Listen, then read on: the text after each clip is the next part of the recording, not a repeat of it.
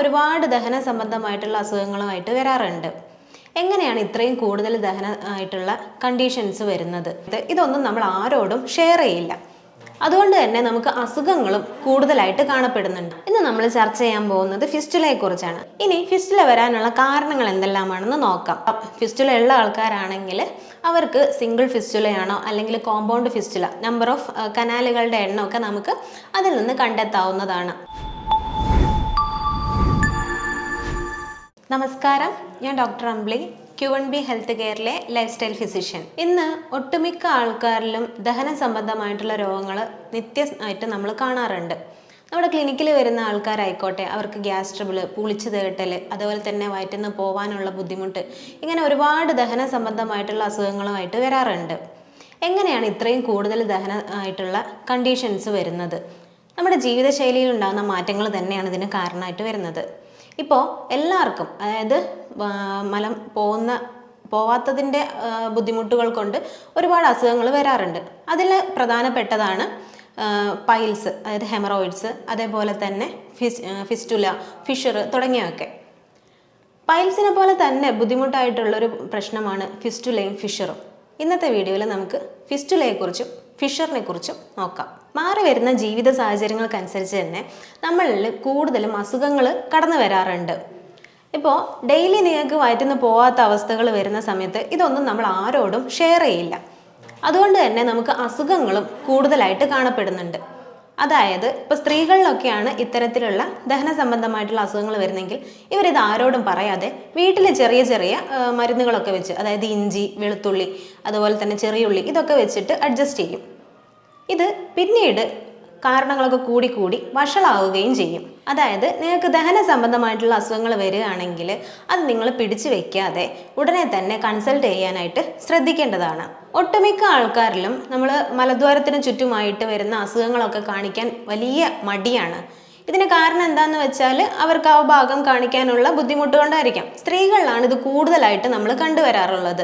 നിങ്ങൾക്ക് എന്തെങ്കിലും ബുദ്ധിമുട്ടുകൾ വരികയാണെങ്കിൽ, അതായത് മലം പോവാത്ത അവസ്ഥകൾ വരികയാണ്, അല്ലെങ്കിൽ മലത്തോടൊപ്പം തന്നെ ബ്ലീഡിങ് സ്റ്റാർട്ട് ചെയ്യാണ്, കഠിനമായ വേദന വരികയാണ്, പുകച്ചിൽ, നീറ്റൽ, ഇത്തരത്തിലുള്ള അവസ്ഥകൾ വരികയാണെങ്കിൽ നിങ്ങൾ ഉടൻ തന്നെ കൺസൾട്ട് ചെയ്യാനായിട്ട് ശ്രമിക്കേണ്ടതാണ്. ഇന്ന് നമ്മൾ ചർച്ച ചെയ്യാൻ പോകുന്നത് ഫിസ്റ്റുലയെ കുറിച്ചാണ്. നമുക്കറിയാം, നമ്മുടെ കുടലിനെ നമ്മൾ രണ്ടായിട്ട് തരംതിരിച്ചിട്ടുണ്ട്, ചെറുകുടലും വൻകുടലും. ഈ വൻകുടലിനെ തന്നെ നമ്മൾ വീണ്ടും തരംതിരിച്ചിരിക്കുന്നത് സീക്കം, കോളൺ, റെക്ടം എന്നാണ്. റെക്ടം അഥവാ മലാശയം. ഈ മലാശയത്തിൽ ഒരുപാട് ഗ്രന്ഥികളുണ്ട്. ഈ ഗ്രന്ഥികളിൽ നിന്നുണ്ടാകുന്ന മ്യൂക്കസ് ഒക്കെ കൂടിയാണ് നമുക്ക് അവിടുന്ന് പെട്ടെന്ന് തന്നെ മലം പോവാനൊക്കെ ആയിട്ട് സഹായിക്കുന്നത്. ഈ ഗ്രന്ഥികൾക്ക് എന്തെങ്കിലും ഇൻഫെക്ഷൻസ് വന്നിട്ടുണ്ടെങ്കിൽ അത് അവിടെ ഒരു പഴുപ്പ് ക്രിയേറ്റ് ചെയ്യും. ഈ പഴുപ്പ്, നമ്മളിപ്പോൾ മുഖക്കുരു ഒക്കെ ആണെങ്കിൽ അത് നമുക്കൊന്ന് ജസ്റ്റ് പ്രസ് ചെയ്താൽ ആ പഴുപ്പ് അങ്ങ് പോവാം. പക്ഷേ നമ്മളെ കുടലിൽ അങ്ങനെ പഴുപ്പ് വരുന്ന സമയത്ത് ഇത് അവിടുന്ന് തന്നെ പൊട്ടി ഒലിച്ച് പോവാതെ അത് പുറത്ത് വന്നിട്ട്, അതായത് മലാശയത്തിന് പുറത്ത് വന്നിട്ടായിരിക്കും ഇത് പൊട്ടിങ്ങാണ്ട് പുറത്ത് പോകുന്നത്. അത് ചെറിയ പഴുപ്പോട് കൂടിയ കുരുക്കളായിട്ട് മലാശയത്തിന് ചുറ്റുമായിട്ടോ അല്ലെങ്കിൽ സ്വല്പം അങ്ങോട്ട് മാറിയിട്ടോ ഒക്കെ ആയിരിക്കും ഇത്തരത്തിലുള്ള കുരുക്കൾ ഉണ്ടാകുക. ഇങ്ങനെ കുരുക്കൾ ഉണ്ടാകുന്ന വഴി ഇത് കനാൽ, അതായത് നമ്മുടെ മലാശയവുമായിട്ട് ഒരു ചെറിയ കനാൽ രൂപത്തിൽ ഫോം ചെയ്യും. ഇത്തരത്തിൽ ഈ കനാലിലൂടെ ആയിരിക്കും ഈ പഴുപ്പ് പുറത്തേക്ക് വരുന്നുണ്ടായിരിക്കുക. ഇനി ഫിസ്റ്റുലയെ നമുക്ക് രണ്ടായിട്ട് തരംതിരിക്കാം, സിമ്പിൾ ഫിസ്റ്റുലയും കോമ്പൗണ്ട് ഫിസ്റ്റുലയും. അതായത് നമ്മളിപ്പോൾ പറഞ്ഞല്ലോ, നമ്മുടെ മലാശയവുമായിട്ട് ഈ പുറത്ത് വരുന്ന ഫിസ്റ്റുലയ്ക്ക് ഒരു കണക്ഷൻ വരുന്നു. ഈ കണക്ഷൻ അനുസരിച്ചിട്ട് ഇതിനെ സിമ്പിളും കോമ്പൗണ്ടും എന്ന് തരംതിരിച്ചിട്ടുണ്ട്. അതായത് ഒരൊറ്റ കണക്ഷൻ മാത്രമാണെങ്കിൽ ഇതിനെ സിമ്പിൾ ഫിസ്റ്റുല എന്നും, ഒന്നിൽ കൂടുതൽ കണക്ഷൻസ് വരിക, അതായത് ഒന്നിൽ കൂടുതൽ കുരുക്കളായിട്ട് ഇത് വരികയാണെങ്കിൽ ഇതിനെ കോമ്പൗണ്ട് ഫിസ്റ്റുല എന്നും നമ്മൾ പറയാറുണ്ട്. അതേപോലെ തന്നെ നമുക്ക് ലോ ആനൽ ഫിസ്റ്റുല, അതായത് നമ്മൾ മലദ്വാരത്തിന് താഴെ ഭാഗത്തേക്കാണ് കൂടുതലായിട്ട് ഇങ്ങനത്തെ കുരുക്കൾ വരുന്നതെങ്കിൽ, ഈ പഴുപ്പോട് കൂടിയ കുരുക്കൾ വരുന്നതെങ്കിൽ അതിനെ ലോ ആനൽ ഫിസ്റ്റുല എന്ന് പറയുന്നു. അതേപോലെ തന്നെ മലദ്വാരത്തിന് മുകളിലേക്കാണ് നിങ്ങൾക്ക് ഇങ്ങനത്തെ കുരുക്കൾ പഴുപ്പ് വരുന്നതെങ്കിൽ അതിനെ നമുക്ക് ഹൈ ആനൽ ഫിസ്റ്റുല എന്നും നമ്മൾ പറയാറുണ്ട്. പൊതുവെ നമ്മൾ കൂടുതലായിട്ടും ഫിസ്റ്റുല കാണുന്നത് സ്ത്രീകളിലാണ്. ഇത് എന്താണെന്ന് വെച്ചാൽ ഹൈജീനിറ്റിയുടെ അഭാവം മൂലമാണ്. അതായത് ഇവർക്ക് പെട്ടെന്ന് ഇൻഫെക്ഷൻസ് വരാവുന്നത് കൊണ്ട് തന്നെ സ്ത്രീകൾ കൂടുതലായിട്ട് ഫിസ്റ്റുല രോഗങ്ങൾ നമ്മൾ കാണാറുണ്ട്. അതിൽ നിന്ന് നിങ്ങൾക്ക് ചില സമയത്ത് പഴുപ്പ് വരാം, അതേപോലെ ചലം പൊട്ടി ഒലിക്കാവുന്നതാണ്. അതിൽ ചിലപ്പം ബ്ലഡ് കാണാം. നിങ്ങൾക്ക് ചില സമയത്ത് അതിൽ നിന്ന് നമുക്ക് ഫീസസ്, അതായത് മലം തന്നെ പുറത്തേക്ക് വരാനുള്ള ചാൻസ് ഉണ്ട്. ചില സമയങ്ങളിൽ കീഴ്വായു ശല്യങ്ങളൊക്കെ വഴി ഇതിന് കൂടുതലായിട്ട് ഇൻഫെക്റ്റഡ് ആവാനുള്ള സാധ്യതയുണ്ട്. ഒരു തവണ നമ്മൾ മരുന്നൊക്കെ കഴിച്ച് മാറിയിട്ടുണ്ടെങ്കിൽ കൂടിയും നമ്മൾ ചിലപ്പം ബാത്റൂമിലൊക്കെ പോയി നമ്മൾ ബലം പ്രയോഗിച്ച് നമ്മൾ മലം പോക്കുന്ന സമയത്ത് ചില സമയങ്ങളിൽ ഈ കനാൽ അതേപോലെ തന്നെ അവിടെ നിൽക്കുകയും ആ കനാലിലേക്ക് മലം വന്നിട്ട് വീണ്ടും ഇത് ഇൻഫെക്റ്റഡ് ആയി നമുക്ക് കൂടുതൽ പരുക്കൾ ഉണ്ടാവുകയും അത് പഴുപ്പ് ചലമൊക്കെ വരാനുള്ള സാധ്യതയും കൂടുതലാണ്. ഇങ്ങനെ കൂടുതലായിട്ട് നമുക്ക് ഇൻഫെക്ഷൻസ് ബാധിക്കുന്ന സമയത്ത് നമുക്ക് ബാത്റൂമിൽ പോയിരുന്ന് മലശോധന ചെയ്യാനായിട്ട് വേദന വരും, പുകച്ചിൽ വരും. അതേപോലെ തന്നെ മൂത്രം ഒഴിക്കുന്ന സമയത്ത് പോലും നമുക്ക് വേദനകൾ വരാനുള്ള ചാൻസ് ഉണ്ട്. ഇനി ഫിസ്റ്റുല വരാനുള്ള കാരണങ്ങൾ എന്തെല്ലാമാണെന്ന് നോക്കാം. ആദ്യം തന്നെ നമ്മൾ പറയുന്നത് കോൺസ്റ്റിപ്പേഷൻ, അതായത് മലബന്ധമാണ്. നമുക്കറിയാം, നമ്മൾ ഒട്ടുമിക്ക ആൾക്കാരിലും ഇപ്പോൾ ഒരു ദിവസം ഇടവിട്ടിട്ടായിരിക്കാം ചില ആൾക്കാർ പോകുന്നത്, അല്ലെങ്കിൽ 2 ദിവസം, ചിലപ്പോൾ 3-4 ദിവസമൊക്കെ ഇടവിട്ടിട്ടായിരിക്കും ചിലർ ബാത്റൂമിൽ പോകുന്നുണ്ടാവുക. ഇതിൻ്റെ മെയിനായിട്ടുള്ള കാരണം അവർ കഴിക്കുന്ന ഭക്ഷണം തന്നെയാണ്. ചില ആൾക്കാർ ഫൈബർ, അതായത് നാരടങ്ങിയിട്ടുള്ള ഭക്ഷണങ്ങൾ വളരെ കുറഞ്ഞ രീതിയിൽ മാത്രമായിരിക്കും എടുക്കുന്നുണ്ടായിരിക്കുക. അതേപോലെ തന്നെ വെള്ളം കുടി, ഒരാളും ഇപ്പോൾ കറക്റ്റായിട്ട് അവരുടെ ശരീരഭാരത്തിനനുസരിച്ചിട്ടുള്ള വെള്ളം കുടിക്കുന്നത് കാണാറില്ല. ഇതൊക്കെ കൊണ്ട് മെയിനായിട്ടും ഇത് തന്നെയാണ് കോൺസ്റ്റിപ്പേഷൻ വരാനുള്ള മെയിനായിട്ടുള്ള കാരണങ്ങൾ. അതേപോലെ തന്നെ കേരളീയർക്കുള്ളൊരു മറ്റൊരു സ്വഭാവമാണ് ഒരുപാട് നേരം ബാത്റൂമിൽ ചിലവഴിക്കുന്നുള്ളത്. അതായത് ഇവർ പത്രം വായിക്കാനും അതേപോലെ തന്നെ മൊബൈലും ഒക്കെ ആയിട്ടായിരിക്കും ടോയ്ലറ്റിൽ പോകുന്നുണ്ട്. ഇങ്ങനെ ഒരുപാട് സമയം ടോയ്ലറ്റിൽ പോയി ഇരിക്കുന്നത് കാരണവും നമുക്ക് ഫിസ്റ്റുല വരാനുള്ള സാധ്യതയുണ്ട്. ഇങ്ങനെ നമുക്ക് ഇൻഫെക്ഷൻ വരികയും അത് മറ്റ് പല അസുഖങ്ങളിലേക്കും വരാനുള്ള സാധ്യതയും കൂടുതലാണ്. ഇനി നിങ്ങൾ ബലം പ്രയോഗിച്ച് വയറ്റിന്ന് പോകാനായിട്ട് ശ്രമിക്കരുത്. കാരണം ഇത് നിങ്ങൾക്ക് പൈൽസ്, ഫിഷർ, അതേപോലെ തന്നെ ഫിസ്റ്റുല പോലുള്ള അസുഖങ്ങൾ ഉണ്ടാക്കിയിരിക്കാം. ഒട്ടുമിക്ക ആൾക്കാർ ഇപ്പോൾ പുകവലിയും മദ്യപാനവും ഒക്കെ ശീലമാക്കിയിട്ടുള്ള ആൾക്കാരായിരിക്കും. അതുകൊണ്ട് തന്നെ ഇവർക്ക് വയറ്റിന്ന് പോകാനുള്ള ബുദ്ധിമുട്ട് കൂടുതലായിട്ട് കണ്ടുവരാറുണ്ട്. അതേപോലെ തന്നെ നിങ്ങൾക്ക് ഉറക്കം ശരിയല്ലെങ്കിൽ, നിങ്ങളുടെ ദഹനം പ്രോപ്പറായിട്ട് നടന്നില്ലെങ്കിൽ, നിങ്ങൾ ചിലപ്പോൾ ലേറ്റായിട്ട് ഉറങ്ങുന്ന ആൾക്കാരൊക്കെ ആണെങ്കിൽ നിങ്ങൾക്ക് ദഹനം കറക്റ്റ് സമയത്ത് തന്നെ നടക്കണമെന്നില്ല. അതുകൊണ്ട് തന്നെ നിങ്ങൾ നേരത്തെ ഭക്ഷണം കഴിക്കാനായിട്ട് ശ്രമിക്കേണ്ടതാണ്. അതിനുശേഷം നിങ്ങൾ ഭക്ഷണം കുറയ്ക്കാനായിട്ട് പിന്നെ നിങ്ങൾ വെള്ളം കുടിച്ച് നിങ്ങൾക്ക് കിടക്കാവുന്നതാണ്. ഇങ്ങനെ നമ്മളൊരു പ്രോപ്പറായിട്ടുള്ള ഡയറ്റ് ഫോളോ ചെയ്യുകയാണെങ്കിൽ നമുക്ക് ഈ ഫിസ്റ്റുല പോലെയുള്ള രോഗങ്ങൾ വരാതിരിക്കാനായിട്ട് ശ്രമിക്കാവുന്നതാണ്. ഇത് ഡയഗ്നോസ് ചെയ്യാനായിട്ട് നമുക്ക് കൊളോണോസ്കോപ്പി ട്രൈ ചെയ്യാവുന്നതാണ്. അതേപോലെ തന്നെ എക്സ്റേ നമുക്ക് യൂസ് ചെയ്യാം. അതേപോലെ തന്നെ MRI, ഫിസ്റ്റുലോഗ്രാം ഒക്കെ നമുക്ക് യൂസ് ചെയ്യുന്നത് വഴി നമ്മുടെ ശരീരത്തിൽ എത്രത്തോളം ഫിസ്റ്റുല ഉള്ള ആൾക്കാരാണെങ്കിൽ അവർക്ക് സിംഗിൾ ഫിസ്റ്റുലയാണോ അല്ലെങ്കിൽ കോമ്പൗണ്ട് ഫിസ്റ്റുല, നമ്പർ ഓഫ് കനാലുകളുടെ എണ്ണമൊക്കെ നമുക്ക് അതിൽ നിന്ന് കണ്ടെത്താവുന്നതാണ്. കണ്ടിന്യൂസ് ആയിട്ട് ഇരിക്കുന്ന ആൾക്കാർക്ക് നമുക്ക് ഫിസ്റ്റുല വരാനുള്ള സാധ്യത കൂടുതലാണ്. അതായത് ഇപ്പോൾ ഡ്രൈവേഴ്സ്, ലോങ് ഡ്രൈവ് ഒക്കെ ചെയ്യുന്ന ഡ്രൈവേഴ്സ്, പിന്നെ കൂടുതലായിട്ട് സ്റ്റിച്ച് ചെയ്യുന്ന ആൾക്കാർ, ഇരുന്നുകൊണ്ട് സ്റ്റിച്ച് ചെയ്യുന്ന തയ്യൽക്കാരിലൊക്കെ, അതുപോലെ തന്നെ സോഫ്റ്റ്വെയർ IT കമ്പനികളിലൊക്കെ ജോലി ചെയ്യുന്ന ആൾക്കാർ, ഇവരൊക്കെ ഒരുപാട് നേരം ഇരുന്നിട്ടാണ് വർക്ക് ചെയ്യാറുള്ളത്. ഇങ്ങനെ ഇരിക്കുന്നത് വഴിയും ഇവർക്ക് ഫിസ്റ്റുല വരാം. അതിനായിട്ട് അവർ ഇടയ്ക്കിടയ്ക്ക് ഒരു 5 മിനിറ്റ് എങ്കിലും ഒന്ന് എഴുന്നേറ്റ് നടക്കാനോ എന്തെങ്കിലും ചെറിയ ചെറിയ വ്യായാമങ്ങളൊക്കെ ചെയ്യാനായിട്ട് ശ്രമിക്കേണ്ടതാണ്. വൻകുടലുമായിട്ട് ബന്ധപ്പെട്ടിട്ടുള്ള മറ്റു പല അസുഖങ്ങളും, അതായത് അൾസറേറ്റീവ് കൊളൈറ്റിസ് പോലെ അല്ലെങ്കിൽ ക്രോൺസ് ഡിസീസ്, CA കണ്ടീഷൻസിലൊക്കെ നമുക്ക് ചിലപ്പോൾ ഫിസ്റ്റുല വരാനുള്ള സാധ്യത കൂടുതലായിട്ട് കണ്ടുവരാറുണ്ട്. ഇനി നമ്മൾ പറയാൻ പോകുന്നത് ഫിഷറാണ്. Fisher in nano. ഇത് നമ്മൾ പലപ്പോഴും ഹെമറോയിഡ്സ്, അതായത് പൈൽസ് ആണോ എന്ന് തെറ്റിദ്ധരിക്കപ്പെടാറുണ്ട്. അതായത് മലം പോകുന്ന സമയത്ത് ബ്ലീഡിങ് കൂടി കാണുന്നതാണ് ഫിഷറായിട്ട് നമ്മൾ കണക്കാക്കുന്നത്. അതായത് പൈൽസിൻ്റെ സമയത്ത് നമുക്ക് ബ്ലീഡിങ് ഉണ്ടാവാം, എന്നാൽ നമുക്ക് വേദന ഫിഷറിന് കൂടുതലായിരിക്കും. ഇതിൻ്റെ കാരണം എന്താണെന്ന് വെച്ചാൽ നമ്മൾ കട്ടിയായിട്ട് ഇറുകിയും മുറുകിയായിട്ടുള്ള മലം പോകുന്നത് വഴിയാണ് നമുക്ക് ഫിഷർ ഇൻ നാനോ വരാനുള്ള ചാൻസ് കൂടുന്നത്. നമ്മുടെ മലദ്വാരത്തിൻ്റെ ഭാഗത്ത് പൊട്ടൽ അല്ലെങ്കിൽ ഒരു വിള്ളൽ രൂപപ്പെടുകയും അവിടെ നിന്ന് ഫ്രഷ് ആയിട്ടുള്ള ബ്ലഡ് പോകുന്നതുമാണ് നമ്മൾ ഫിഷർ ഇൻ നാനോ എന്ന് പറയുന്നത്. എന്നാൽ ഹെമറോയിഡ്സിനെ പോലെ കുരുക്കളൊന്നും നമ്മളിവിടെ കാണാറില്ല. അതുകൊണ്ട് തന്നെ നിങ്ങൾ ഹെമറോയിഡ്സ് ആണോ അല്ലെങ്കിൽ ഫിഷർ ആണോ എന്ന് കൺഫേം ചെയ്യേണ്ടത് അത്യാവശ്യമാണ്.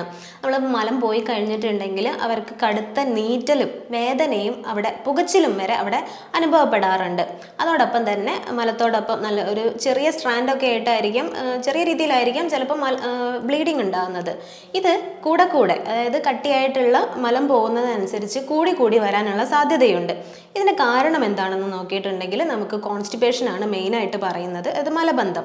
നമ്മൾ ബാത്റൂമിൽ പോവാൻ സെൻസേഷൻ വന്നാൽ കൂടെ ചിലർ ബാത്റൂമിൽ പോവാതെ പിന്നെ പോവാം എന്ന് കരുതിയിട്ട് മാറ്റി വയ്ക്കും. ഇപ്പം നിങ്ങൾ വിചാരിക്കേണ്ടത് ഓൾറെഡി ദഹനമൊക്കെ കഴിഞ്ഞ് എല്ലാ ആഗിരണവും കഴിഞ്ഞിട്ടുള്ള ഫുഡ് വേസ്റ്റ് മെറ്റീരിയലാണ് നമ്മുടെ വൻകുടലിൽ നിൽക്കുന്നത്. ഈ വൻകുടലിൽ നമ്മുടെ ജലാംശം കൂടി കൂടുതലായിട്ട് വലിച്ചെടുക്കുന്നത് വഴി ആ ഡ്രൈ ആയിട്ട്, അതായത് നമ്മുടെ മലം കൂടുതൽ ഡ്രൈ ആയിട്ട് മാറാനാണ് സാധ്യതയുള്ളത്. ഇങ്ങനെ ഡ്രൈ ആയിട്ട് വരുന്ന മലം അതിൽ നിന്ന് കൂടുതലും ജലാംശം വീണ്ടും അവിടെ തങ്ങിക്കിടക്കുന്നത് വഴി എടുക്കുന്നത് വഴി ഇത് കട്ടിയായിട്ട് കൂടുതൽ മാറുന്നു. അതപ്പോൾ അത് പുറത്തേക്ക് പോകാനുള്ള സാഹചര്യം വളരെ ചുരുക്കമാവുകയും നമുക്ക് അസഹ്യമായ വേദനയോടെ ഇതിനെ നമുക്ക് പുറന്തള്ളേണ്ട ആവശ്യകതയും വരുന്നു. ഇങ്ങനെ മലം പുറത്ത് പോവാത്ത അവസ്ഥകളിൽ നമുക്ക് ബലം പ്രയോഗിച്ച് മലം പുറത്തേക്ക് പോകേണ്ട അവസ്ഥ വരുന്നുണ്ട്. ഇങ്ങനെ നമുക്ക് ആ ഭാഗത്ത്, അതായത് മലാശയത്തിൻ്റെ ചുറ്റുമായിട്ട് വരുന്ന സെല്ലുകളിൽ നമുക്ക് വിള്ളൽ വീഴ്ത്താനും അതുപോലെ തന്നെ പൊട്ടാനും ഉള്ള ചാൻസ് കൂടുതലാണ്. ഇതോടൊപ്പം ബ്ലീഡിങ്ങും ഉണ്ടാവും. ചിലപ്പോൾ ഇതിൻ്റെ കൂടെ നമുക്ക് മലാശയത്തിൻ്റെ ഭാഗത്ത് ചൊറിച്ചിലും നമുക്ക് ഫീൽ ചെയ്യാവുന്നതാണ്. ഇനി നമ്മൾ ഭക്ഷണം കൊണ്ട് നമുക്കിതെങ്ങനെയൊക്കെ ഒന്ന് കറക്റ്റ് ചെയ്യാമെന്ന് നോക്കാം. നിങ്ങൾ ഭക്ഷണത്തിൽ കൂടുതലായിട്ട് ജലാംശമുള്ള ഭക്ഷണങ്ങൾ എടുക്കാനായിട്ട് ശ്രമിക്കുക. അതായത് തണ്ണിമത്തൻ, അതേപോലെ കുക്കുംബർ, ക്യാപ്സിക്കം തുടങ്ങിയൊക്കെ നിങ്ങൾ ഭക്ഷണത്തിൽ കൂടുതലായിട്ട് എടുക്കാനായിട്ട് ശ്രദ്ധിക്കേണ്ടതാണ്.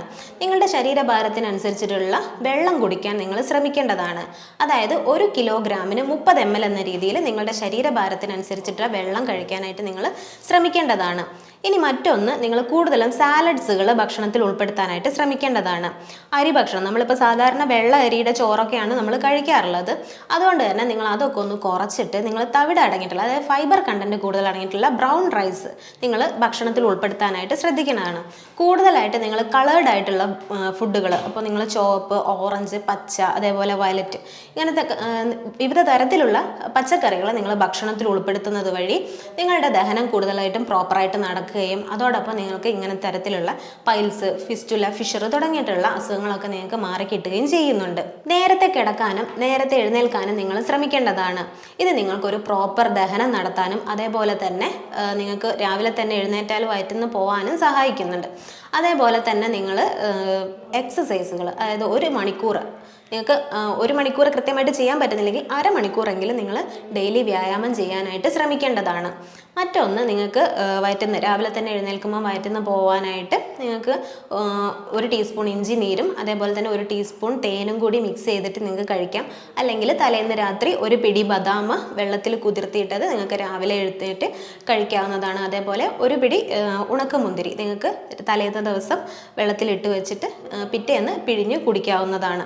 ഇങ്ങനെയൊക്കെ നിങ്ങൾക്ക് കഴിക്കുന്നത് വഴി നിങ്ങളുടെ ശരീരത്തിലെ അനീമിക്, അതായത് നിങ്ങൾക്ക് വിളർച്ച പോലുള്ള എന്തെങ്കിലും അസുഖങ്ങൾ ഉണ്ടെങ്കിൽ അതും മാറിക്കിട്ടും. അതേപോലെ തന്നെ നിങ്ങൾക്ക് നല്ലൊരു ശോധനയും ലഭ്യമാവുന്നതാണ്. അതേപോലെ തന്നെ നിങ്ങൾക്ക് ഫൈബർ റിച്ച് കൂടുതലായിട്ടുള്ള ഓട്സ്, റാഗി, എള്ളുണ്ട ഇതൊക്കെ നിങ്ങൾക്ക് ഡെയിലി നിങ്ങൾക്ക് നിങ്ങളുടെ ഭക്ഷണത്തിൽ ഉൾപ്പെടുത്താവുന്നതാണ്.